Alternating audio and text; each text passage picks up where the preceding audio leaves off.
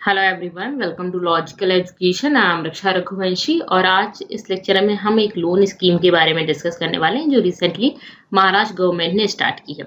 ये जो स्कीम है वो प्रिजनर्स के लिए है, कैदियों के लिए जो महाराष्ट्र स्टेट की जेल में बंद हैं उन कैदियों के लिए।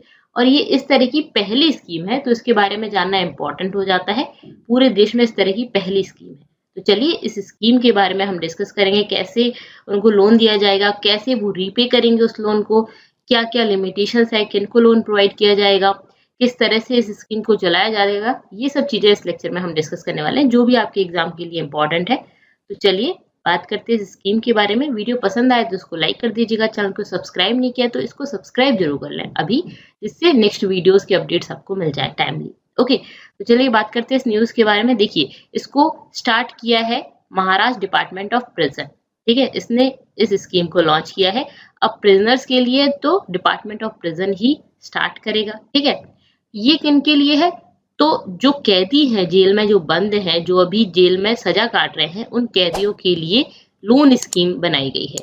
लोन स्कीम मतलब बेसिकली उनको लोन प्रोवाइड किया जाएगा। इस स्कीम का नाम क्या है? जिवाला। जिवाला का मतलब होता है स्नेह, प्रेम, ठीक है। ये मराठी वर्ड है, इसका मतलब स्नेह प्रेम होता है, ठीक है। तो ये लोन स्कीम है प्रिजनर्स के लिए। इसको ये जो लोन है वो कौन ऑफर करेगा? तो कोई बैंक ही ऑफर करेगा। तो ये Maharashtra state cooperative bank offer कर रहा है। इस बैंक ने ही सजेस्ट किया था, महाराष्ट्र डिपार्टमेंट ऑफ प्रिजन और जो होम मिनिस्ट्री है उसको इन्होंने सजेस्ट किया और फिर गवर्नमेंट को ठीक लगा तो उन्होंने इसको पायलट प्रोजेक्ट चलाया और पायलट प्रोजेक्ट जब उनको ठीक लगा तो उसके बाद फिर उन्होंने फुल फ्लैश स्कीम को पूरे स्टेट में चला दिया, ठीक है। तो इसका जो पायलट प्रोजेक्ट था जिसमें इन्होंने 222 मेल और 8 फीमेल को लोन दिया था, ठीक है।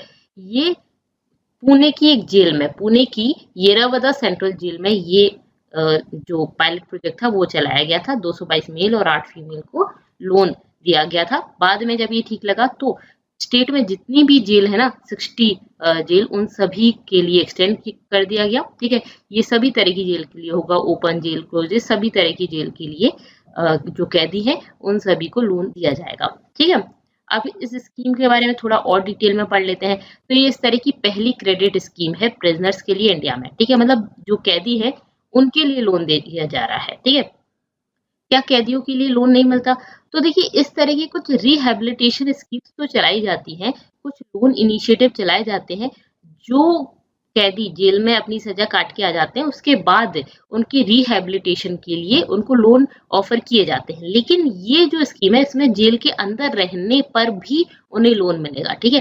जेल में रह रहे हैं वो और जेल में रहने पर ही उनको लोन मिलेगा। अब उनको लोन देने की क्या जरूरत है? वो तो जेल में रह रहे हैं, आराम से वहां काम करते हैं और उसके हिसाब से खाना पीना भी मिलता है उनको। तो उनका परिवार भी है, फैमिली भी है, जिसकी एजुकेशन है, तो उस सभी के लिए ये स्कीम है, ठीक है। और इसमें भी कुछ लिमिटेशन है किन किन को मिलने वाली है।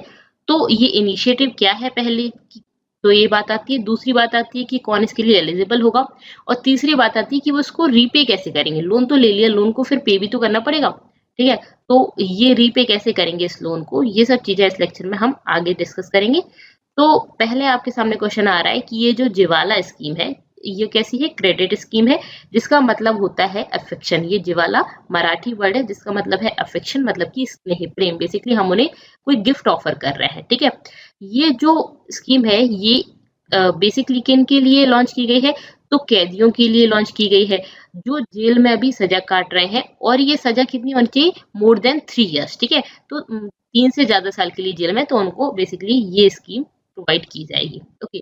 यहाँ पे ऑफिशियल्स का कहना है कि मेजॉरिटी ऑफ इनमेट्स, मतलब कि मेजॉरिटी ऑफ जो कैदी हैं, जो कैदी जेल में सजा काट रहे हैं, उनमें से ज्यादातर कैदी ऐसे हैं जो सिर्फ और सिर्फ एकमात्र अपने घर में कमाने वाले इंसान हैं, ठीक है। उसके अलावा उसमें और कोई कमाने वाला इंसान नहीं है। अब अगर वो ही जेल में आ गया है तो फिर उनकी पूरी की पूरी फैमिली किस तरह से रह जाती है? Without source of income. उनके पास कोई सोर्स नहीं रहता इनकम का। उनकी फैमिली जैसे ही वो जेल में आ जाते हैं, उनको सजा दे दी जाती है, तो उनकी family without source of income हो जाता है। मतलब बेसिकली उनके पास पैसे कमाने वाला कोई पर्सन नहीं रहता। उनके बच्चों की एजुकेशन, फैमिली को फीड कराना, ये सब कैसे होगा, ठीक है। तो इसीलिए ये स्कीम स्टार्ट की गई है, ठीक है। तो यहाँ पे ये जो स्कीम है ना, इसमें क्या किया गया है, जो इनमेट है, मतलब जो कैदी है ना, उसका नाम हुआ, उसके नाम पर लोन दे रहे हैं, ठीक है, उस कैदी के नाम पे लोन दे रहे हैं, लेकिन बेसिकली ये लोन किसके लिए, उसके फैमिली मेंबर्स के लिए, जिससे कि जब तक वो जेल में है तब तक उसके फैमिली मेंबर आराम से अपना काम चला सके, उसमें बच्चों की एजुकेशन हो सके, उनकी मेडिसिन वगैरह आ सके, ठीक है। तो इस तरह की सारी चीजें वो कर पाए जब तक वो पर्सन जेल में है, ठीक है। अब इसमें इनिशियल फेज जो है उसमें 50,000 का लोन प्रोवाइड किया जाएगा और इंटरेस्ट रेट कितना होगा, 7% इंटरेस्ट रेट होगा, ठीक है। इनिशियल फेज में 50% का लोन, 50,000 का लोन है और 7% इंटरेस्ट रेट है, ठीक है। अभी जो 7% इंटरेस्ट रेट बैंक को ही जाना है, इस बैंक को जो 7% जाएगा ना, उसमें से बैंक 1% वापस दे देगा सिस्टम को। सिस्टम को क्यों दे देगा, क्योंकि सिस्टम कुछ प्रिजनर्स वेलफेयर फंड से वेलफेयर स्कीम्स वगैरह चलाते हैं, तो इस फंड में वापस 1% जमा हो जाएगा, तो 6% जो है वो बैंक के पास चला जाएगा और बाकी 1% जो है वो इसी सिस्टम के पास आ जाएगा, ठीक है, डिपार्टमेंट ऑफ प्रिजन के पास आ जाएगा उनकी कंट्रीब्यूशन के लिए टू प्रिजनर्स वेलफेयर फंड, ठीक है। तो ये बेसिकली बैंक की तरफ से कंट्रीब्यूशन हो जाएगा उनके लिए, ठीक है। यहाँ पे जो लोन है will be provided without any mortgage और गारंटर, यहाँ पे किसी गारंटर की या आपको जमीन के पेपर की जरूरत नहीं है, ठीक है, विदाउट एनी गारंटी ये मिलेगा, ठीक है।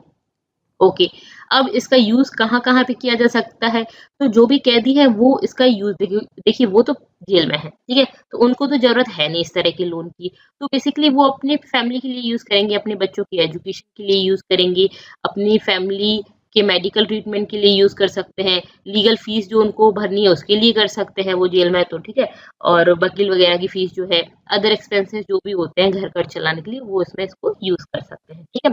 बैंक ऑफिशियल्स ने बोला कि they found that 75% of applications were for agricultural purposes, ठीक है, तो एग्रीकल्चर पर्पजेस के लिए 75% एप्लीकेशन मिली है, मतलब बेसिकली वो एग्रीकल्चर फील्ड से आते हैं, उस फील्ड से आते हैं जहाँ पे खेती वगैरह उन्हें करनी है, उसके लिए उन्हें पैसे की जरूरत है, तो वो अगर उनके पास पैसा नहीं होगा, वो अकेला ही कमाने वाले थे, तो उनकी पूरी फैमिली फिर इस तरह से उनको सरवाइव करना पड़ेगा, ठीक है। अब बात आती है कि आपने लोन तो दे दिया, लेकिन बैंक को तो लोन वापस चाहिए इंटरेस्ट के साथ, तभी तो वो काम चला पाएंगे, नहीं तो बैंक इस तरह से तो दिवालिया निकल जाएगा।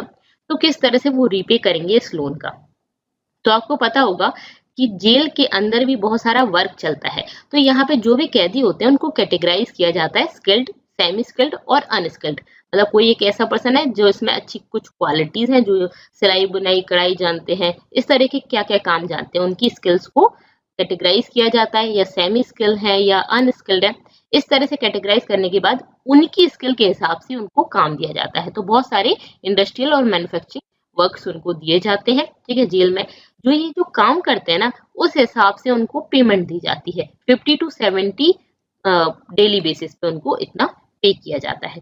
ये जो उनको पेमेंट दी जाती है, इस पेमेंट का क्या किया जाता है, उनके अकाउंट में डायरेक्टली ये डिपॉजिट हो जाती है, ठीक है, डेली बेसिस पे उनके अकाउंट में डिपॉजिट हो जाती है। अब उनके जो अकाउंट से वो क्या कर सकते हैं, इससे या तो जेल की कैंटीन में कुछ उनको परचेज करना है तो वो कैंटीन में खा सकते हैं, या अपने घर भेज सकते हैं इस इनकम को, या फिर क्या कर सकते हैं, बाद में जब वो रिलीज हो जाएंगे जेल से तब उनको वो मिल जाएगी, ठीक है। तो इस तरह से उनको ये पैसा मिल जाता है, ठीक है, या तो घर भेजना है वो, या कैंटीन से कुछ खा लें, या अपने यूज के लिए जो भी उनको यूज करना है वो बेसिकली कर सकते हैं, ठीक है। वो खुद तो जेल में, तो जेल में से वो खाना ही खा सकते हैं कैंटीन से, और तो कुछ नहीं कर सकते, ठीक है। तो बेसिकली ये होता है इस पैसे का।